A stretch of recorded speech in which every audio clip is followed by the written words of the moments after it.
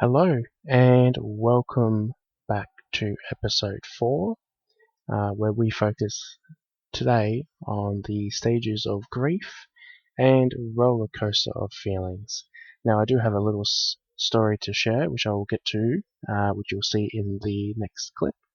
But I do have a book here to read about how to deal when your father dies.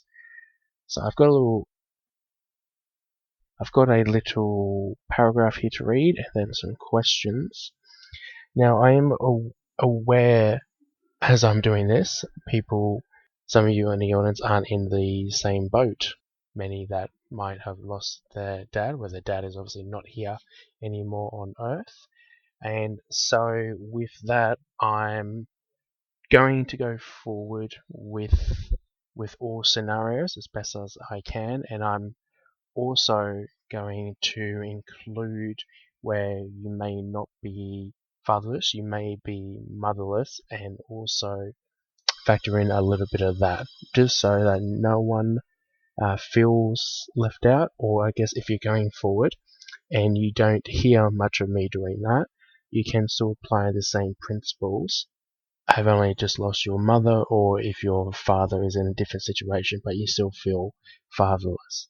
So I just want to know before we go ahead that everyone in some way, in some boat, is included, and going forward I will do what I can to make sure that as an audience, if I was in your shoes, that I would want someone to have some understanding, and that way I could interpret it. Alright, so on we go. So here's the paragraph.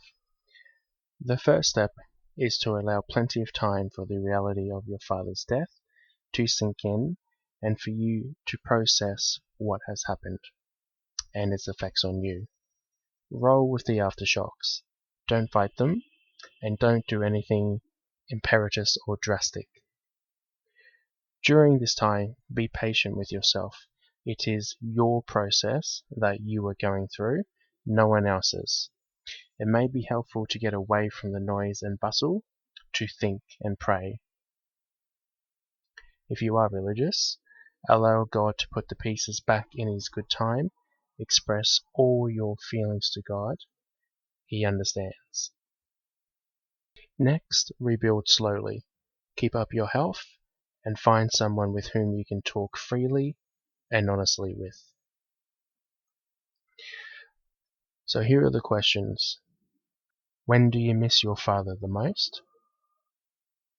What aftershocks to his death did you experience? What tends to trigger memories of your father and feelings about his death? What emotions surprise you at the funeral?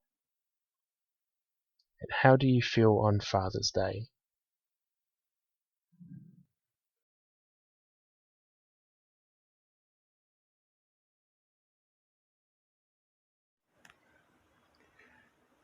Now I'm going to share a personal story which may feed or may give a bit of ammunition to some of possible haters, but haters are going to hate, and only a few people know, literally only one hand, only a few people know about this story. So I'm going to keep it very brief, but also very real and authentic. So this happened in very early 2012, in January of 2012, and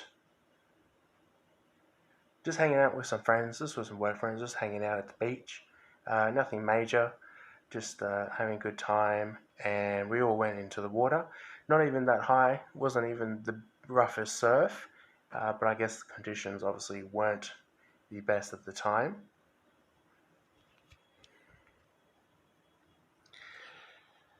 And yeah, we all went in. A couple of them went out for a while and then hung by the sand, and there were a few surfers around, but I was in while they were getting out. Again, only up to knee high, probably no more than stomach, belly button. And unfortunately, however it happened, I just must have got caught up, took one step too far, got caught up in a rough surf and a rip, and then got taken out 20, 50 meters from shore, and was just really just unlucky, unfortunately, in that situation. And this is probably where it gets a bit surreal and that. So, as I was very lucky and getting dunked as you would just a few times, here I was thinking, oh geez, this is got to be the end. And my friends were looking in shock. And again, I'm only 20, probably no more than 50 meters out from the shoreline, unfortunately, when I was only literally, stomach, belly button in the beginning. And I was very lucky that at this time there were a few dudes, surfers, that even though we knew they were around, completely oblivious, completely just shocked them out. Here, as I was getting dunked, thinking, geez, is this going to be the end? But I was very lucky. They, right place, right time, took us back. Quite a scary thing. But what makes this probably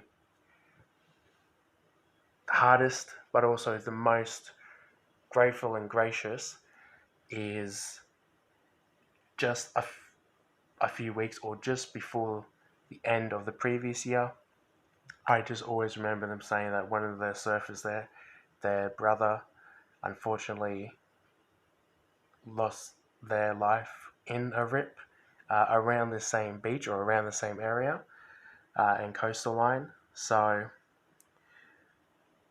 that's a very personal and raw story. That's where I feel very lucky, and I've learnt from that to live life as best as I can, and do what I can and not take it for granted. And yeah, I was very lucky that that could have been anyone. I have to live with that someone else was unfortunate, and yeah, I was just very lucky. So, all right. Now let's get back into discussing the stages of grief and roller coaster of feelings, which I'm sure you would have a few roller coaster of feelings after hearing that story. So you mainly have, as you probably be aware, your shock and denial, your anger, depression, bargaining or rationalizing, and acceptance. Those are the 5 stages. Obviously, there's going to be up and downs and twists. And the first one, obviously, shock and denial. You can't believe it when this has happened, and it's not just also your death of a father. You could be grieving a divorce or not knowing your father, or if you want to twist it around and apply a mother or any kind of parent, a stepdad, whatever the situation may be, just a parent figure. Obviously, there's shock and denial when they are not around and you can't believe it and you think it's a dream. And then that, of course, follows with anger, which is quite common. You feel hatred, you feel resentment, you're angry at the person, you're angry at yourself, you're angry at the world, you're angry at anyone involved. You may not even be angry at anyone or anything particular, but you still feel anger because you can't believe it after acknowledging some of the shock there. You can't believe that this has happened, and so you have the mentality, which is understandable, or call it victim, whatever you want to call it. You have the mentality of why me, and F this, F that, which is quite common and understandable. Now, of course, the third stage is depression, and I'm not going to touch on this too much because there's a lot of material out there that you could find and relate to. In a nutshell, it's obviously understandable that you're going to feel very down, upset, kicking your feet or dragging your feet a lot across the ground. So I don't really need to go through that because this is probably the stage that everyone will be different. Takes us to bargaining and rationalizing. Now you may notice that I have actually swapped these around. Now you may feel anger, depression, or depression, anger, bargaining, whatnot. Your order may change, but the main reason that I swapped this around is because I feel that you would feel the anger and depression, or depression and anger, quite similarly regardless of what order. But the reason I put bargaining later in the stages is because after the anger, after the depression, you start to make deals or rationalize things and think of what if or what could be. So you start making deals, and if you're religious, you start praying with God or feeling, praying that if I do this or will you do this, will you bring back? It's hard to accept of what has happened and wishing you could go back in time, and so you bargain go back in time, which is completely understandable. Because you've experienced the loss of control and the loss of that parent, and you really just start to negotiate or make compromises. You think you can do this to bring them back, but the reality is that you won't be able to, and you try to make agreements and again deal with a higher power. No, you can't, but you do, and it's quite normal. To do that. It's quite understandable as well. Which then brings us to the final stage of acceptance. Once you have gone through the denial, shock, anger and depression, bargaining, you accepting the reality of your loss or accepting the reality of your situation. Now, some people may not even get to the stage. You may get to this stage a few months, 1 year, 3 years, 5 years, 10 years, 20, 25 years later, or you may not get there at all. So those are the 5 stages. Which now we'll touch on the roller coaster of feelings.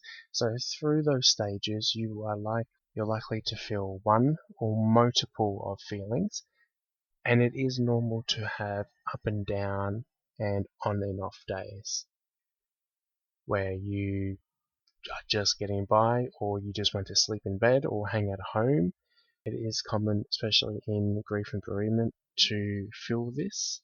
Generally, it would be fair for a max of 6 months to go through this, because you don't want to waste your life feeling down like this. But you can certainly give yourself a fair bit of time. I feel no more than 6 months is quite fair, maybe very generous. Some might say a couple of months, 3 months, but I think at least half a year is quite reasonable for you to go through this initially, and then you can go back with the episodes we've discussed and that, and work through what you need to do to get through, so you don't go in any self-destructive behaviors. So I just want to end with something here to say that I know that feeling, and you're not alone. So again, I know that feeling you're experiencing, and you're not alone. Now, that will be me for a little while. I will aim to upload probably once a month, every 3 or 4 weeks, and get better with material. The next one will be touching on a bit of a brief recap and setting some goals, moving on and setting some goals and rebuilding your life. So that will be episode 5. So take care and live the life to the best that you can with the situation at hand, and know that you're not alone.